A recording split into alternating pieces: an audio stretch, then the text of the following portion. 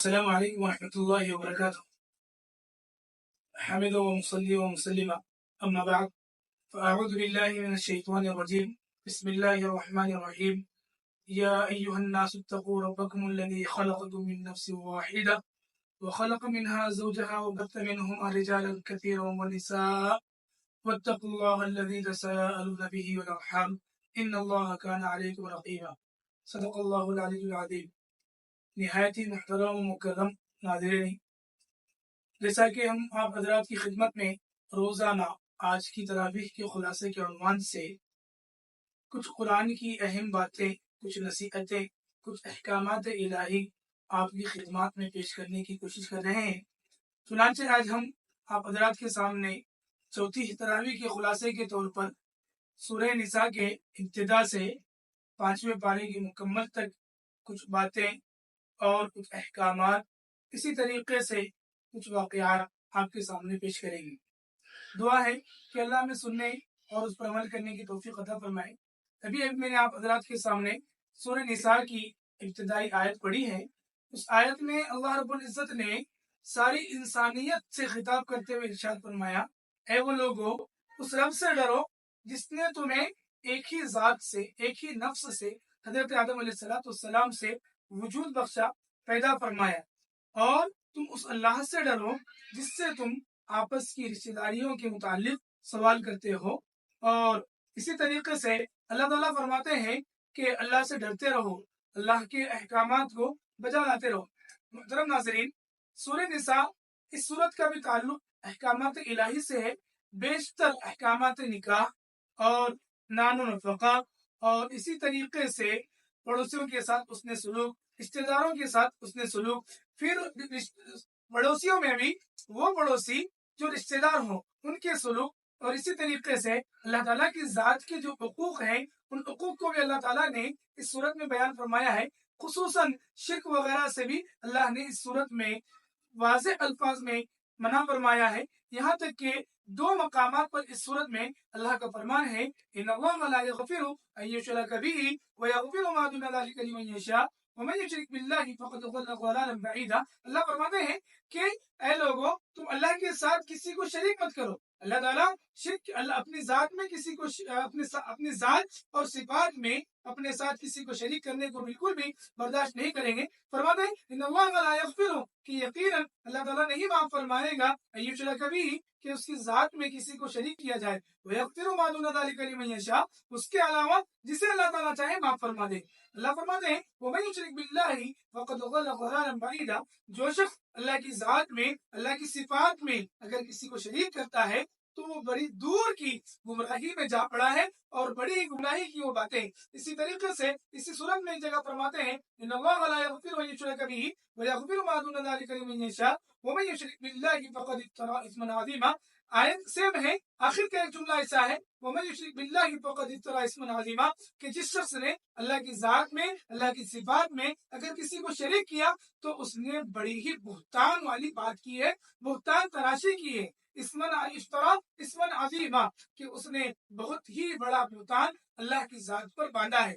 تو ان لوگوں کو ایک بڑا کھلا پیغام اس آیت سے اور آج کے سبق سے ملتا ہے، جو لوگ اپنی منتیں، اپنی مرادیں اور اسی طریقے سے اپنی دعائیں کسی اور کے سامنے پیش کرتے ہیں اور حیلے حوالے کرتے ہیں کہ یہ ہے وہ اللہ کے قریبی ہیں اور ان کے توسط سے ہی ہماری منتیں مرادیں پوری ہوتی ہیں، یہ ساری کی ساری باتیں غلط ہیں۔ مرادوں کا پورا کرنے والا، منتوں کا پورا کرنے والا، دعاؤں کا قبول کرنے والا اللہ تعالیٰ ہے۔ جیسا کہ میں نے گزشتہ کل کی تراویح میں آپ حضرات کے سامنے پیش کیا تھا کہ اللہ تبارک و تعالیٰ نے پیارے حبیب صلی اللہ علیہ وسلم سے خطاب کرتے فرمایا وَإِذَا سَأَلَكَ عِبَادِي عَنِّي فَإِنِّي قَرِيبٌ أُجِيبُ دَعْوَةَ الدَّاعِ، اے میرے حبیب صلی اللہ علیہ وسلم، آپ کے ماننے والے جب آپ سے میرے متعلق پوچھیں تو آپ کہہ دیجئے کہ میں دعا مانگنے والوں کی دعا کو سنتا ہوں، میں قبول کرتا ہوں، میں ان کے بالکل قریب ہوتا ہوں۔ تو ہمیں ان ساری آیتوں سے معلوم ہوا کہ ہمیں اپنی منتیں، اپنی مرادیں اللہ ہی سے مانگنی چاہیے، اپنا کرتا دھرتا، اپنا خالق و مالک، اپنا رازق و رزاق اور اپنا حاکم اللہ ہی کو ماننا چاہیے اور اس کے احکامات کو بجا لانا چاہیے۔ پھر اسی طریقے سے اس صورت میں اللہ رب العزت نے نکاح کے احکام بیان فرمائے ہیں۔ اس सूरत की एक आयत है فَانْكِحُوا مَا طَابَ لَكُم مِّنَ النِّسَاءِ مَثْنَىٰ وَثُلَاثَ وَرُبَاعَ فَإِنْ خِفْتُمْ أَلَّا تَعْدِلُوا فَوَاحِدَةً أَوْ مَا مَلَكَتْ أَيْمَانُكُمْ ذَلِكَ أَدْنَىٰ أَلَّا تَعُولُوا۔ اس آیت میں اللہ تعالیٰ ارشاد فرماتے ہیں کہ اے لوگوں تم لوگ نکاح کرو ان عورتوں سے جو تمہیں پسند ہو، جو تمہیں اچھی لگے، جو تمہیں بھلی معلوم ہو۔ اس میں خیار نکاح یعنی اس کا مطلب ہوتا ہے کہ نکاح میں رشتے کو پسند کرنے کا، اختیار کرنے کا جو حق ہے، ایک نوجوان بچہ ہو یا بچی ہو، اس کو اللہ تعالیٰ نے دیا ہے۔ البتہ یہ لوگ اپنے اس حق کو اپنے سرپرستوں کی، اپنے ولیوں کی، اپنے والدین کی نگرانی میں انجام دیں۔ اگر اپنے بچے آپ حضرات سے کہتے ہیں کہ انہیں کوئی رشتہ پسند ہے تو اس رشتے کو منظور کریں، اس جگہ پر ان بچوں کا نکاح کرائیں، ورنہ کہیں ایسا نہ ہو کہ چاہے وہ آپ کی بچی ہو یا بچہ ہو، آپ کی ادا کی وجہ سے، آپ کی ایگو کی وجہ سے، آپ کے ایٹیٹیوڈ کی وجہ سے، آپ کی ہردرمی کی وجہ سے آپ کا بچہ ہو یا بچی ہو پوری زندگی گھونٹ گھونٹ تلخ گھونٹ پی پی کر گزار رہے ہیں، برداشت کر رہے ہیں، ستم بالائے ستم سہتے جا رہے ہیں۔ تو اپنے بچوں کو ڈپریشن کے شکار ہونے سے بچانے کے لیے ان کی پسند کا بھی لحاظ رکھیں۔ شریعت نے انہیں اختیار دیا ہے۔ اللہ تعالیٰ نے صاف لفظوں میں ارشاد فرمایا فَانْكِحُوا مَا طَابَ لَكُم مِّنَ النِّسَاءِ تمہیں جو عورتیں بھلی معلوم ہو ان سے نکاح کرو۔ ان آیات سے ہمیں پیغام ملتا ہے فَانْكِحُوا مَا طَابَ لَكُم یعنی نکاح کرنے والوں سے اللہ کا خطاب ہے کہ انہیں جو اچھی لگے۔ جب مردوں کو اختیار ہے تو اسی طریقے سے عورتوں کو بھی اختیار ہے۔ اس کے علاوہ ہمارے ملک کے تعدد ازواج کے خلاف برادران وطن ہو یا اور دوسری نسلیں ہوں یا دوسری قومیں ہوں، وہ تو دین کا مذاق اڑاتی ہیں، حالانکہ وہ لوگ خود کر رہے ہیں، دو دو تین تین چار چار کئی غیروں کی بیویاں ہیں، لیکن مسلمان اور خاص طور پر مسلمانوں میں اللہ نے جنہیں حیثیت دی ہے انہیں چاہیے کہ وہ نکاح کریں، کیونکہ زیادہ نکاح کریں۔ یہاں پر اس آیت میں اللہ نے فرمایا فَانْكِحُوا مَا طَابَ لَكُم مِّنَ النِّسَاءِ مَثْنَىٰ وَثُلَاثَ وَرُبَاعَ کہ تم نکاح کرو ان عورتوں سے جو تمہیں بھلی معلوم ہو، 2 سے 3 سے 4 سے۔ ابتدا میں اللہ نے جو حکم بیان کیا ہے اس میں 2 کا 3 کا 4 کا تذکرہ ہے۔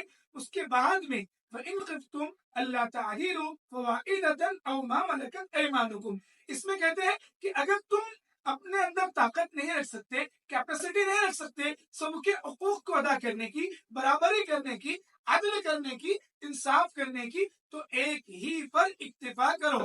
اور ایک چیز پہلے زمانے میں باغیوں کا دور ہوا کرتا تھا تو باغیوں سے بھی کام ہوتا تھا، تو وہ باغیوں کا بھی تذکرہ ہے۔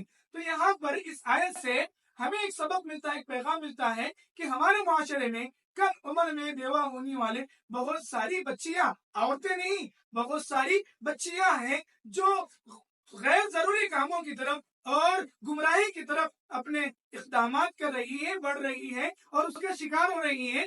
اور بھگوا لوٹرے جیسی سازشوں کا ہماری مسلمان بچیاں جو کم عمر میں طلاق پا رہی ہیں، جو کم عمر میں بیوہ ہو رہی ہیں، ان کو متبادل نہ ملنے کی وجہ سے، ان کی ضروریات جائز طریقے سے پورا نہ ہونے کی وجہ سے ناجائز طریقوں کو، ناجائز ذرائع کو، ناجائز اسباب کو ہماری بچیاں اختیار کرتے جا رہی ہیں۔ تو اس فتنے سے اور اس ابتدال کے، کفر کے، شرک کے، زنا کے سیلاب سے اپنی قوم کی بچیوں کو بچانے کے لیے ہم مسلمانوں میں سے جو صاحب ثروت ہیں، اللہ نے جنہیں مال دیا ہے، اللہ نے جنہیں طاقت دی ہے، جن کے پاس کیپیسٹی ہے، وہ لوگ 2 شادیاں، 3 شادیاں، 4 شادیاں کریں تاکہ آپ کسی کا سہارا بن جائے، تاکہ آپ سے کسی کی ضرورت بھی پوری ہو جائے، تاکہ آپ کی ذات سے کفر کی طرف، ابتداء کی طرف، زنا کی طرف قدم اٹھانے والی پاک دامن جو بچیاں ہیں ان کا دامن عفت تار نہ ہو، باقی رہے، ان کی عفت پر کسی طرح کا کوئی داغ اور دپا نہ ہے۔ ہمارے معاشرے میں اس چیز کو عام کرنے کی ضرورت ہے۔ عرب ملکوں میں 2 نکاح، 3 نکاح، 4 نکاح عام ہے۔ اگر کوئی عورت جس کے کچھ بچے ہوں، 1 یا 2، اور وہ بیوہ ہو جائے، اگر وہ دوسرا نکاح کر لے تو معاشرے کے سب سے بڑے گنہگار وہ عورت سمجھی جاتی ہے۔ میرے بھائیوں، ہمیں ام المؤمنین حضرت خدیجہ الکبریٰ رضی اللہ تعالیٰ عنہ کی زندگی سے پیغام لینا چاہیے، عبرت لینا چاہیے کہ آپ رضی اللہ تعالیٰ عنہ کے رسول اللہ صلی اللہ علیہ وسلم سے پہلے 2 نکاح ہو چکے تھے۔ حضرت خویلد سے حضرت خدیجہ کی پہلے کی اولاد بھی تھی، اس کے باوجود رسول اللہ صلی اللہ علیہ وسلم نے ان سے نکاح کیا۔ آپ رضی اللہ تعالیٰ عنہ نے رسول اللہ صلی اللہ علیہ وسلم سے نکاح کیا، تو حضرت خدیجہ کے اس نکاح سے ہمیں سبق ملتا ہے کہ ہمارے معاشرے کی بیوہ عورتوں کا نکاح ہونا چاہیے، ان کا نکاح کرانا چاہیے، تاکہ ان کو سہارا ملے، ان کو سپورٹ ملے، اور ان کے بچوں کی بھی کفالت لینے والا کوئی ملے۔ اسی طریقے سے ان کی جنسی خواہشات کی تکمیل اور تسکین کا بھی ذریعہ اور سبب بنے۔ اور یہ تو ایک واقعہ جو اصل تھا، اس کے علاوہ فروعی، جزوی، سینکڑوں ہزاروں صحابہ کے، بزرگان دین کے واقعات ہیں جن سے ہمیں معلوم ہوتا ہے کہ دوسرا اور تیسرا اور چوتھا نکاح ہونا چاہیے، تاکہ ہمارے معاشرے کا یہ بگاڑ ختم ہو۔ اس کے بعد جو ہے اللہ تبارک و تعالیٰ یتیموں کے مال کو بٹورنے سے، لوٹنے سے، اور ان کے مالوں کو حق ان کے دبا لینے سے، ان کے حق کو طلب کرنے سے منع فرمایا ہے۔ فرمایا ہے ان الذین یأکلون اموال الیتامی ظلما انما یأکلون فی بطونہم نارا سیصلون سعیرا۔ اللہ فرماتے ہیں کہ جو لوگ یتیموں کے مال کو ناحق بٹور کر کھا رہے ہیں، ان کا حق غصب کر رہے ہیں، ان کا حق دبا رہے ہیں، تو وہ لوگ یہ یتیموں کا مال نہیں کھا رہے ہیں، بلکہ اپنے پیٹوں میں جہنم کی آگ کو بھر رہے ہیں۔ تو انہیں اللہ تبارک و تعالیٰ نے دھمکی دی ہے، اللہ تبارک و تعالیٰ نے ان کو اس سے باز آنے کا تاکیدی حکم دیا ہے۔ تو اس لیے جو لوگ اپنے ماتحت کے یتیموں کے حقوق کو دبا جاتے ہیں، ان کے حق پر غاصب بن کر، اژدہا بن کر مسلط ہو جاتے ہیں، انہیں اس چیز سے باز آنا چاہیے، ورنہ اللہ کے اس عذاب کو سہنے کے لیے، جہنم کی آگ میں جلنے کے لیے تیار ہونا چاہیے۔ اچھے اپنے آپ کو دیندار کہنے والے لوگ بھی اس قسم کے فتنے کا شکار ہے۔ الامان و حفیظ، اللہ ہم سب کی حفاظت فرمائے۔ اس کے بعد اللہ تبارک و تعالیٰ نے میراث کے مسائل کو بیان فرمایا ہے۔ اس کے بعد اللہ تعالیٰ نے اپنی حدود کو بیان فرمایا ہے، اور ان حدود کی پاس و قدر کرنے کا تاکیدی حکم دیا ہے۔ پھر اسی کے بعد جو ہے محرمات، یعنی وہ رشتے جن سے انسان کا ہمیشہ نکاح کرنا حرام ہے۔ حرمت علیکم امہاتکم وبناتکم واخواتکم وعماتکم وخالاتکم وبنات الاخ وبنات الاخت الی آخر الآیہ۔ اس آیت میں اللہ رب العزت نے بیان فرمایا ہے کہ انسان کن کن لوگوں سے نکاح نہیں کر سکتا، کون سی عورتیں اس کے لیے ہمیشہ کے لیے حرام ہے۔ حرمت علیکم امہاتکم، تم پر تمہارے بھائی حرام ہے، وبناتکم تمہاری بیٹیاں، واخواتکم تمہاری بہنیں، وعماتکم تمہاری خالائیں اور پھوپھیاں، وخالاتکم اور تمہاری خالائیں، اور تمہاری مامیاں، وبنات الاخی اور تمہاری بھانجیاں اور بھتیجیاں، وبنات الاختی وامہاتکم اللاتی ارضعنکم اور تمہاری رضاعی مائیں، یعنی تمہاری وہ مائیں جنہوں نے تمہیں دودھ پلایا، واخواتکم من الرضاعہ اور تمہاری رضاعی بہنیں جن کے ساتھ تم نے دودھ پیا، جن کے تم دودھ شریک بھائی ہو۔ پھر اسی طریقے سے بہو بھی حرام ہے، اور اسی طریقے سے انسان کی وہ ربیبہ، وہ بیٹی جو اس کی بیوی کو اس کے پہلے کے شوہر سے ہے اور وہ بیوی کے ساتھ یہ زندگی گزار رہا ہے، ایسی بچی سے بھی اس کا رشتہ حرام ہے۔ پھر اسی طریقے سے مہر کے مسائل کو اللہ نے بیان فرمایا ہے۔ پھر اسی طریقے سے آج ہی کی تراویح میں اللہ تبارک و تعالیٰ لوگوں کے مال کو آپس میں ناحق طریقے سے لوٹ کر سب کی حفاظت فرمائے۔ اس کے بعد اللہ تبارک و تعالیٰ نے میراث کے مسائل کو بیان فرمایا ہے۔ اس کے بعد اللہ تعالیٰ نے اپنی حدود کو بیان فرمایا ہے، اور ان حدود کی پاس و قدر کرنے کا تاکیدی حکم دیا ہے۔ پھر اسی کے بعد جو ہے محرمات، یعنی وہ رشتے جن سے انسان کا ہمیشہ نکاح کرنا حرام ہے۔ حرمت علیکم امہاتکم وبناتکم واخواتکم وعماتکم وخالاتکم وبنات الاخ وبنات الاخت الی آخر الآیہ۔ اس آیت میں اللہ رب العزت نے بیان فرمایا ہے کہ انسان کن کن لوگوں سے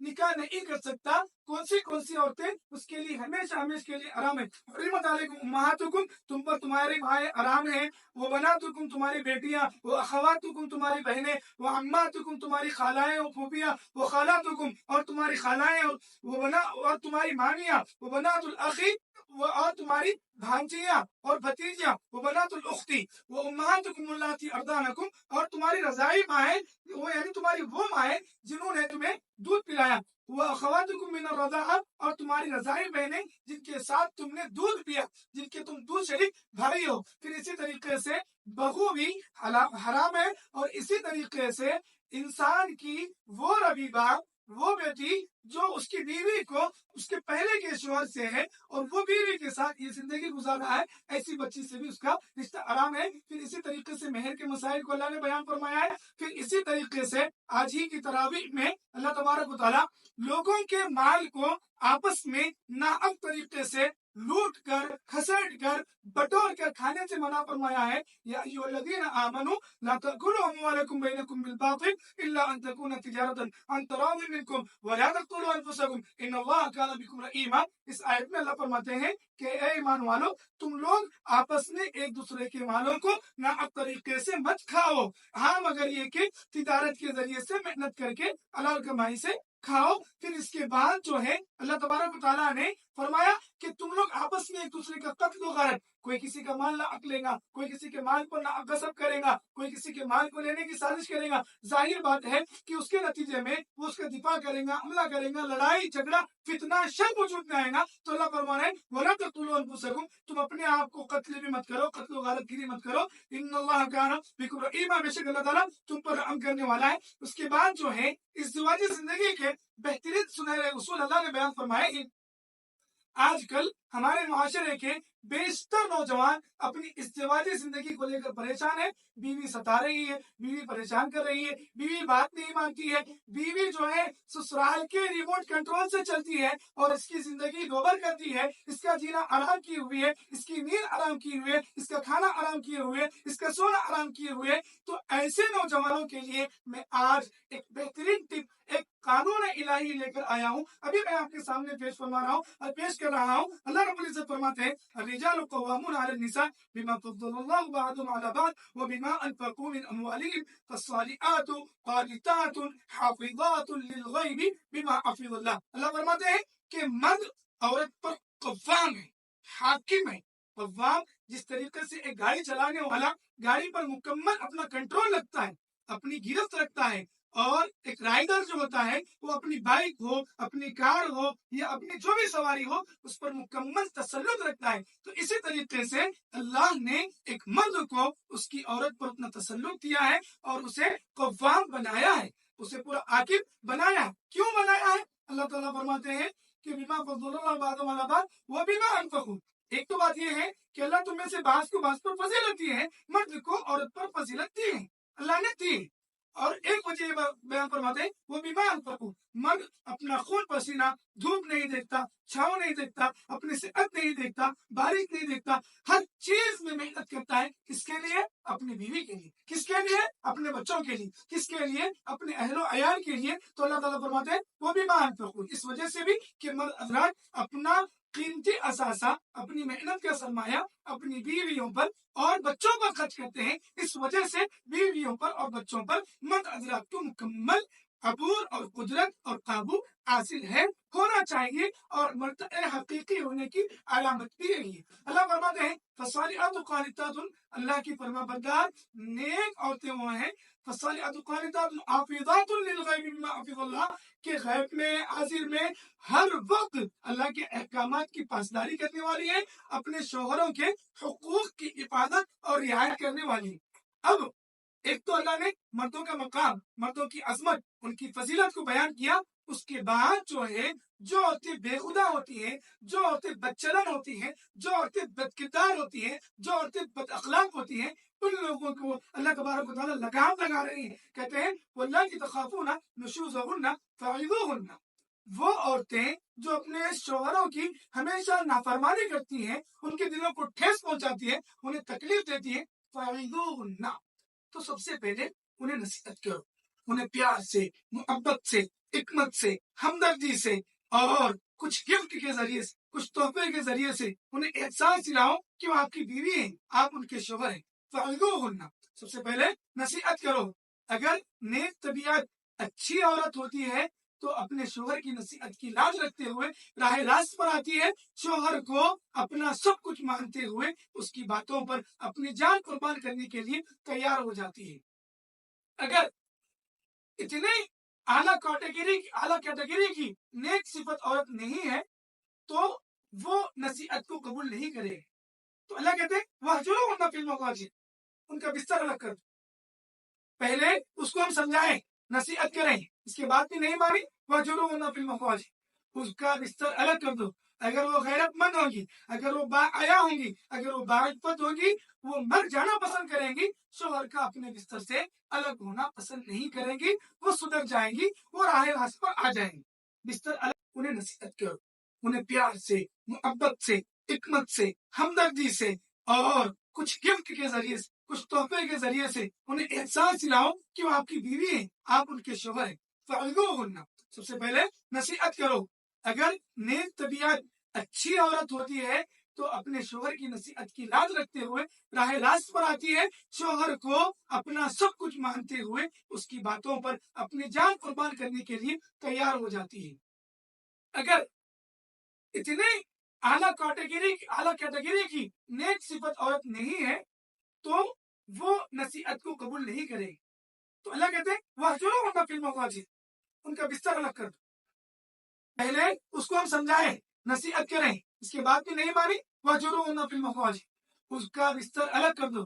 اگر وہ غیرت مند ہوگی، اگر وہ باحیا ہوں گی، اگر وہ باعفت ہوگی، وہ مر جانا پسند کریں گی، شوہر کا اپنے بستر سے الگ ہونا پسند نہیں کریں گی، وہ سدھر جائیں گی، وہ راہ راست پر آ جائیں گی.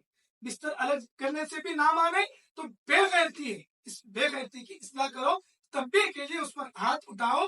اللہ نے ہاتھ اٹھانے کا حکم دیا ہے شریعت کی حد میں رہتے ہوئے. ایسی بےخدا عورت پر جو شوہر کے بستر الگ کرنے کے بعد بھی شوہر کی فرما بردار نہیں بن رہی ہے، ہاتھ اٹھاؤ. وَضْرِبُوهُنَّ، پکڑ کے انہیں مارو. فَإِنْ أَطَعْنَكُمْ، اگر تمہارے ایک دو ہاتھ مارنے سے، تمہارے تنبیہ کرنے سے، تمہارے ڈانٹ ڈپٹ کرنے سے وہ سدھر جاتی ہے تو فبیہ، ٹھیک ہے. فَلَا تَبْغُوا عَلَيْهِنَّ سَبِيلًا، تو اس پر کسی طرح کی کوئی زیادتی، کوئی مشقت، کوئی ظلم مت کرو. اور اگر اس کے بعد بھی نہیں سدھرتی ہے، ان اللہ کا علیٰ کبیرہ، بے شک اللہ بڑی ذات ہے، عالی شان ذات ہے. اب اتنا سب کچھ ہونے کے باوجود بھی معاملہ نہیں بن رہا تو دونوں طرف کی دو پارٹیاں، ان تم شقاق بینہما فبعثوا حکما من اہلہ وحکما من اہلیہ، اس کے گھر والوں میں سے ایک بڑے کو بلاؤ، اس کے گھر والوں میں سے ایک بڑے کو بلاؤ، دونوں بڑوں کو بلا کر بٹھا کر بات کرو، دونوں میں کیا کمزوری ہے، کہاں کمزوری ہے دیکھو، اس کے بعد اصلاح کرنا ہو تو اصلاح کر لو، ورنہ پھر بعد میں دوسرا نظام ہے، انشاءاللہ وہ آئندہ کی مجلس میں آپ کے سامنے آئیں گے. اس کے بعد جو ہے اللہ تبارک و تعالیٰ نیک لوگوں کے لیے والذین آمنوا وعملوا الصالحات سندخلهم جنات تجری من تحتها الانہار، جو لوگ نیک اعمال کیے، ایمان لائے، اللہ تعالیٰ ان کو ایسے باغات میں داخل فرمائیں گے جن کے نیچے سے نہریں بہتی ہوں گی. پھر اس کے بعد جو ہے اللہ تعالیٰ قتال کا حکم بیان فرمائے ہیں، نماز کی اہمیت اور فضیلت کو بیان فرمائے ہیں. پھر اسی طریقے سے جو ہے اللہ تبارک و تعالیٰ اس بارے میں استغفار کا حکم دیے ہیں. اور بھی بہت سارے صحابہ کے واقعات، غزوات کے واقعات ہیں. اور جو صلاۃ الخوف، جنگ کے درمیان میں بھی صحابہ نماز پڑھ رہے ہیں، بعض صحابہ نماز پڑھ رہے ہیں، بعض صحابہ جو ہے اپنے ہتھیار لے کر ان کی حفاظت اور دفاع کر رہے ہیں، دشمن کی تلواروں کے سائے میں نماز ادا کر رہے ہیں. ہم معمولی آزار پر اللہ ہماری حفاظت فرمائے، ہمیں سمجھتے ہم بھی غفلت کا شکار ہیں، اللہ ہمیں صحیح توفیق دے.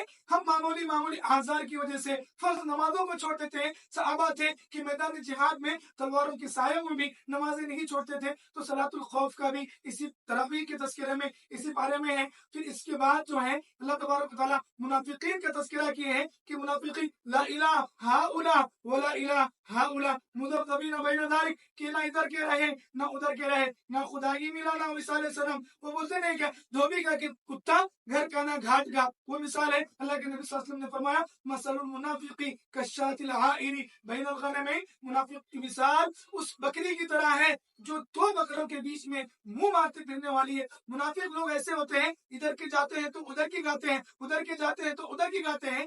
یہ تو عرف میں دنیا کی زبان میں ہوا، دل میں کچھ اوپر کچھ. شریعت کی زبان میں جو لوگ اپنے دل میں کفر، نفاق اور مسلمانوں کی، اسلام کی دشمنی، اسلامی تعلیمات کی دشمنی رکھے ہوئے ہوتے ہیں اور اوپر سے اپنے آپ کو مسلمان ظاہر کرتے ہیں، ایسے لوگوں کو منافق کہا جاتا ہے. ان کے بارے میں اللہ رب العزت نے فرمایا ان المنافقین فی الدرک الاسفل من النار، کہ منافقین जहन्नम के सबसे घटिया तरीन ठिकाने में होंगे, वलन तजिद लहुम नसीरा, कि तुम उनका कोई मददगार भी नहीं पाओगे। इसके बाद अल्लाह ताला और कुछ चीजें बयान करने के बाद अल्लाह ताला फरमाते हैं मा यफअलुल्लाहु बिअज़ाबिकुम इन शकरतुम व आमनतुम, अल्लाह ताला तुम्हें क्यों कर अज़ाब देंगे अगर तुम ईमान लाए और अल्लाह की नेमतों की शुक्रगुजारी करें, अल्लाह के अहकामात की बजावरी करें, तो अल्लाह ताला तुम्हें अज़ाब देकर क्या मिलेगा, अल्लाह को क्या मिलेगा तुम्हें अज़ाब देकर।